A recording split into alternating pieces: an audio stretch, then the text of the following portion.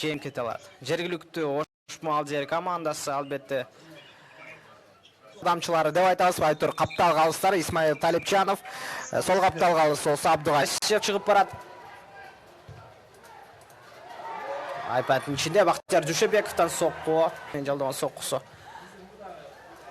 Анатолий Власичев, Айпаттын ичинде дарбазага сокку, да бир жолу сокку.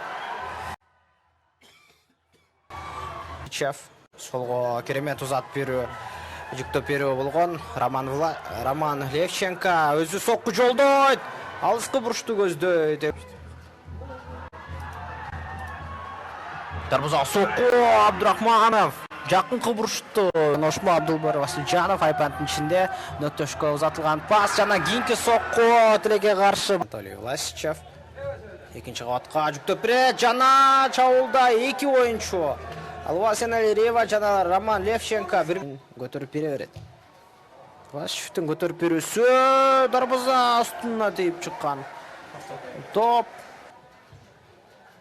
Бактияр Дүйшөбеков кайрадан Кензиден дагы бир сокку узатылат. Дарбазага түз багытталган Акрам Ходжаев. Алирева мыкты пас. Роман Левченко соккусу. Рахман Абдухаков Аманбек Жаныбек уулун жазгырып алды. Айпаттын ичине өзү кирип барат.